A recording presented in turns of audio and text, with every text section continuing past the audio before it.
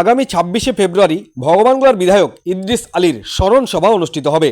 তার জন্যই আজকে ভগবানগোলা ২ নম্বর ব্লক তৃণমূল কংগ্রেস কমিটির সভাপতি জনাব আব্দুর রৌফ সাহেবের নেতৃত্বে একটি প্রস্তুতি সভা হলো।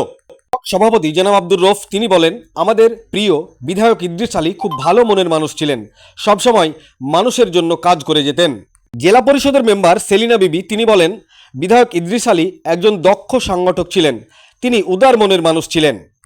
আরেকজন জেলা পরিষদের মেম্বার শাহনাজ বেগম তিনি বলেন, বিধায়ক ইদ্রিস আলী মুখ্যমন্ত্রী মমতা বন্দ্যোপাধ্যায়ের স্নেহধন্য ব্যক্তি ছিলেন এবং তিনি সবসময় ভালো কাজ করতে চাইতেন। ভগবানগোলা ২ নম্বর ব্লকের পঞ্চায়েত সমিতির কর্মাধ্যক্ষ রেজাউল হক তিনি বলেন, আমরা আমাদের এক দক্ষ সংগঠককে হারালাম।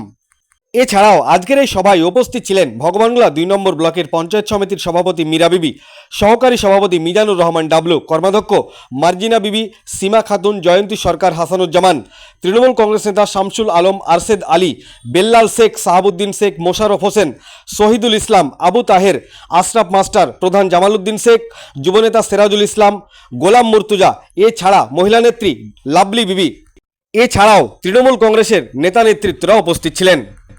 আপনারা সকলে জানেন যে বিগত ১৬ তারিখ আমাদের প্রিয় বিধায়ক ইদ্রিস আলী সাহেব তিনি পরলোক গমন করেছেন। আমরা তার দিনে আত্মার শান্তি কামনা করছি। তো আমরা আগামী ২৬শে ফেব্রুয়ারি আমাদের যে বিধায়ক সাহেব পরলোক গমন করেছে তারই স্মরণ সভা।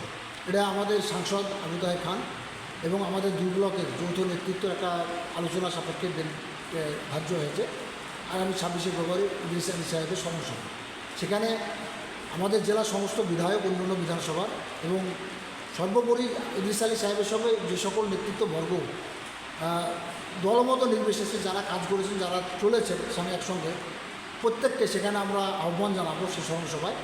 সেই স্মরণসভার বিষয়ে একটা আলোচনা ছোটো করে ছিল। সেখানে কোন লোক ছিলেন তিনি? বিধায়ক ইদ্রিস আলী যে ২১ সালে আমাদের ভগবানগোলা 1-2-এ ৬২ বিধানসভা এসেছিল, সে জনপ্রিয় লোক যাকে তুলনা করা যায় না। তো লোকে বলছিল বাইরেকার প্রার্থী আসছে, তো সে জিততে পারবে না, সিপিএম জিতবে, কিন্তু না, সে এতই ভালো লোক ছিল যে আমাদের বিধানসভায় কেউ এরকম ভোট পায়নি। এত ভোট পেয়েছিল যে ১,০৮,০০০ ভোটে সে জয়ী হয়েছিল, কিন্তু সে জনপ্রিয় লোক ছিল।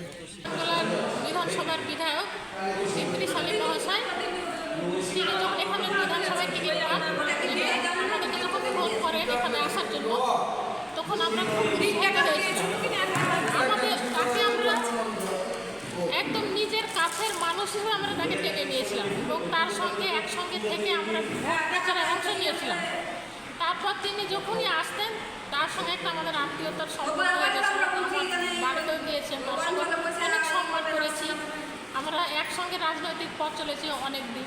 কিন্তু তিনি যে ১৬ তারিখে মারা গেছেন হসপিটালে, অনেক দিন তিনি শয্যাশায়ী ছিলেন। তারপর ১৭ তারিখে তার হয়েছে, জানাজা হয়েছে। তারপর তার সেই শোকাহত আমরা এখনও কাটিয়ে উঠতে পারছি না। তার বারবারই মানে আমাদের এমএলএ সাহেবের কথা আমাদের মনে আসছে। তো তার আমাদের যে সামনে একটা আমাদের বিধানসভায় একটি স্মরণ সভা ২৬ তারিখে আয়োজিত করবে বলেছি। সেখানে আমাদের সকলের জেলার মানে দলমত নির্বিশেষে সেখানে সকল এমএলএ, এমপি, সমস্ত নেতা নেতৃগণ সেখানে উপস্থিত থাকবেন। ইদ্রিস আলী সাহেব গত ১৬ তারিখে রাত্রি 2:20 ইন্তেকাল করেছেন। সে যেহেতু আমাদের মমতা ব্যানার্জির এবং অভিষেক ব্যানার্জির নির্দেশেই এখানে প্রার্থী হয়েছিলেন গত বিধানসভা নির্বাচনে, ফলে আমাদের উনি দলীয় বিধায়ক, তাকে অনেক ভোটে জিতিয়েছিলাম। তিনি তাই ১৬ তারিখ রাত্রি 2:20 ইন্তেকাল করেছেন। তার স্মরণ সভা উপলক্ষে যৌথ ব্লক বিধানসভা ৬২ নম্বর বিধানসভা একসঙ্গে আমরা নসিপুর হাই স্কুলের মঞ্চে তার স্মরণ সভা পালন করব এবং তাকে স্মরণ করব। তার আত্মার শান্তি কামনা করার জন্য আমরা ব্লক নেতৃত্ব, উভয় ব্লক নেতৃত্ব এক জায়গায় হয়ে তার আত্মার শান্তি কামনা করব। আপনার নাম পরিচয়? আমার নাম রেজাউল হক, INTTUC সভাপতি তথা বনভূমি কর্মদক্ষ ভগবানগোলা পঞ্চায়েত সমিতি। ধন্যবাদ।